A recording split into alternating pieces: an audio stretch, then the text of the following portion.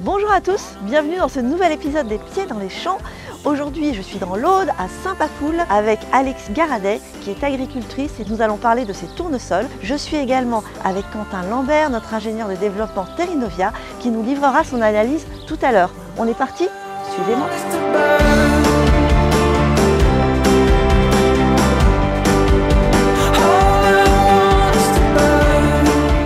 Bonjour Alix. Bonjour. Merci de nous accueillir ici dans ton exploitation. On est à Saint-Papoul. Il y a les Pyrénées en face, c'est magnifique, avec les blés d'un côté et les tournesols. Et c'est pour ça qu'on est là. On y va? Allez, on y va. On y va, je te suis. Le tournesol, t'en fais depuis combien de temps? Et est-ce que tu fais des rotations longues, des rotations courtes? Le tournesol, j'en fais depuis toujours. Avant, on faisait une rotation courte, blé, tournesol, et en fait, les rendements... Tous les 2 ans alors? Voilà, oui. Les rendements ont stagné, voire peut-être baissé. Ouais. Et depuis maintenant une douzaine d'années, on a allongé les rotations. Et le tournesol revient tous les 3, 4 ou 5 ans. Oui. Et on a de nouveau retrouvé des rendements autour de 25 quintaux en moyenne. Et si tu ne devais citer qu'un seul atout du tournesol, il y a énormément d'atouts pour la culture du tournesol, mais si tu devais en citer qu'un seul, ça serait quoi pour toi? C'est une plante très résistante à la sécheresse. Donc très adaptée aux conditions pédoclimatiques d'ici. Oui, moi je suis en culture en sec, donc je n'ai pas de possibilité, je n'irrigue pas. Et donc c'est vraiment la culture à choisir dans ce contexte, quoi. Ok, mais quand il y a des gros problèmes de sécheresse, comment tu gères? Quel levier tu as trouvé? Alors le premier levier, c'est les dates de semis. Oui. Donc il faut essayer de semer tôt dans la période qui va du 15 avril au 15 mai, parce que pour qu'il soit assez développé, on va dire à fin juin, et qu'il profite après, juste avant la floraison, de quelques orages qu'on peut avoir au mois de juillet. C'est quoi comme type de sol que tu as? Est-ce que ça s'adapte bien à tes tournesols? En fait, c'est une terre qui retient l'eau. Donc, on a eu un orage avant les semis de 80 mm. C'est pour ça que la terre est bien sûr sèche en surface, mais à 10 cm, même moins, même peut-être 5, on sent que c'est humide là. Voilà, il y a de l'humidité. Oui, donc en fait la grosse difficulté du tournesol, c'est quand même les dégâts d'oiseaux à la levée au moment où les graines sont là, parce qu'ils aiment bien les graines du tournesol, les oiseaux. C'est à la levée en fait quand les cotylédons sortent de terre, qu'ils sont encore collés, que voilà, si les pigeons coupent les 2 cotylédons, en fait le pied de tournesol est foutu. Voilà. Donc j'imagine que tu essayes d'anticiper ou de gérer ce risque au mieux. On place des épouvantails dans les champs et on intervient aussi avec des canons effaroucheurs. Voilà, donc ça marche ou pas?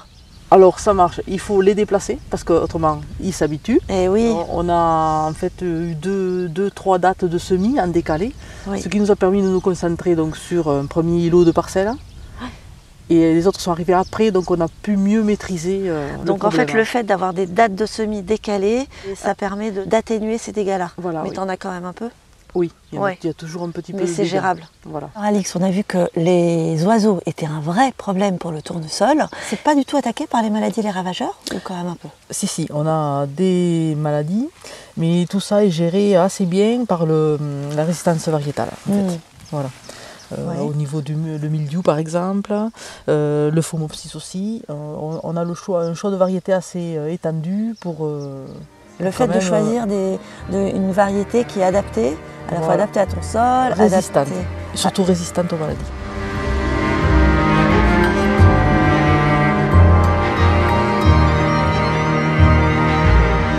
Le tournesol est une culture très bien adaptée à notre terroir du sud-ouest grâce à son système racinaire qui va puiser l'eau jusqu'à 2 mètres de profondeur et ces parties aériennes qui peuvent limiter l'évapotranspiration, c'est-à-dire les pertes d'eau. La culture tamponne très bien les périodes de sécheresse et les fortes températures. L'implantation du tournesol est également une phase très importante, primordiale pour la poursuite du cycle. En effet, on va garantir un minimum de peuplement, compris généralement entre 50 et 50 000 plantes par hectare. Le déclenchement des semis doit être fait lorsque les conditions climatiques sont réunies, c'est-à-dire d'avoir une humidité des sols suffisante et une température de sol assez élevé, c'est-à-dire 8 degrés Celsius à 5 cm de profondeur. Le critère très important, c'est le choix variétal. Donc on va regarder tout d'abord la précocité de la variété. Généralement ici on utilise des mi-précoces, mi-tardives. Et puis après on va regarder le profil maladie de nos variétés. On a deux critères qui sont très importants dans le sud-ouest. C'est la sensibilité au verticillium et le profil mildiou des variétés. Et enfin, Alix, pour résumer, si tu avais une seule chose à dire pour convaincre les agriculteurs de faire du tournesol ici dans le sud-ouest, qu'est-ce que tu dirais? Alors que c'est la culture la plus adaptée au sec, Oui. avec peu d'intrants, des charges opérationnelles très faibles. Merci beaucoup, Alix, de nous avoir accueillis ici Avec à plaisir. Saint-Papoul. Je te souhaite une bonne récolte et une bonne suite de campagne. À très bientôt. Merci. Alors, Quentin, que penses-tu de la parcelle de tournesol d'Alix? Mais déjà, on voit qu'elle a réussi l'implantation, qui est vraiment une phase cruciale pour notre tournesol. On a un peuplement qui est à l'optimum. Maintenant, il faut que la météo nous aide avec des pluies qui sont vraiment bien distribuées, notamment pendant toute la phase de floraison et de remplissage des graines. Merci beaucoup, Quentin, pour tes précieux conseils. Merci à toi. Voilà, c'est fini pour cet épisode. Merci à tous de nous avoir suivis.